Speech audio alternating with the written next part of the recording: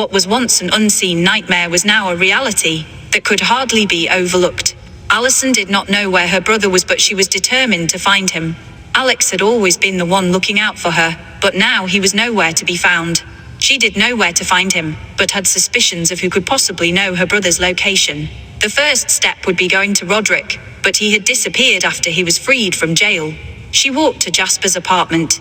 Jasper answered the door. "What is it?" Jasper asked in a tired tone.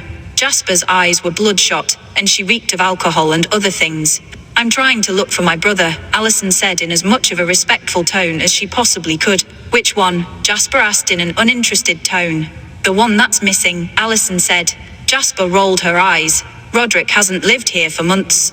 "No." Allison said desperately. "Fine, let me eat my cereal," Jasper said with a sigh. Allison glanced at the ground. "It's 3 p.m., Allison said. "And," Jasper said as she opened the door for Allison. "You must really like cereal," Allison said nervously. Allison walked into the apartment and Jasper rushed to her refrigerator. She opened it and rummaged through it. Allison saw that Jasper already had on her gun belt with her new detective's badge on it.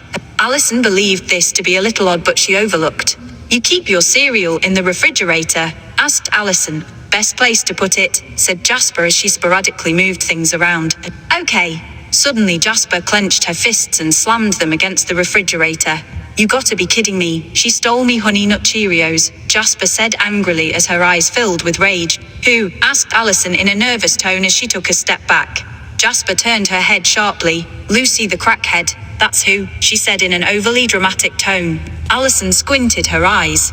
"What makes you say that?" "Because she always steals my Cheerios, just like how she steals Lucky Charms from the Irish Mafia." "She does that?" Jasper frowned and nodded. "Yeah, she stalks Sam Cooke." "Didn't know that," said Allison. "She was there the day your brother Alex was arrested." Allison felt her eyes widen slightly. "Really? Do you think she can give us a clue?" Jasper tilted her head and gave a disinterested glare. "You think you can knock out what's left of her teeth?" she said. Allison took in a small breath. "I'll do whatever it takes, no matter the cost," she said in a tone that sounded slightly nervously. Jasper grabbed a jacket that hung on a chair. She put the jacket on and walked to Allison and gave the girl a pat on the head. "There's hope for you yet," Jasper said before walking towards the door. Allison stood stiffly. "He was kidnapped, in the jail," she said. Jasper hung her head and turned around. Allison observed a confused look on Jasper's face. "He wasn't kidnapped. He was sent to a private psychiatric hospital," said Jasper as she hung her head down. "The same one I was sent to. Where is it?" Jasper shrugged her shoulders.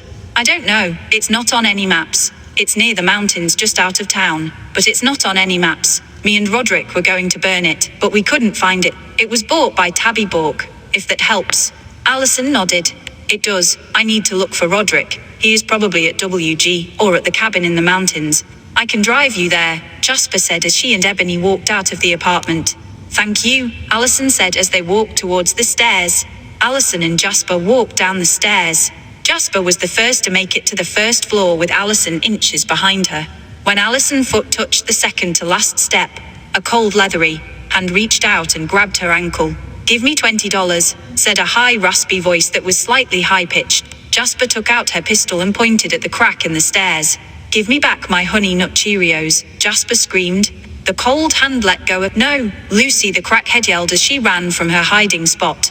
Allison thought that the old woman's voices sounded like a parrot that smoked 10 packs of cigarettes a day. Allison jumped to the ground and looked to see Lucy running with the cereal box. Allison thought that Lucy was the fastest running old lady that she had ever seen. The old woman darted out the door in a flash. Allison turned to Jasper, who held her pistol high with a smirk on her face. "That's one fast old lady," said Allison. Jasper turned to Allison. "Actually, she's in her 40s and she looked like that when I was a little girl. Now she's going to sell my cereal for drug money. I hate my life." Allison gave Jasper a hug. "It's okay," Allison said kindly. Jasper glared at Allison, who slowly began to let go of the older woman. Jasper and Allison walked out the door. They walked towards a black unmarked car parked on the sidewalk.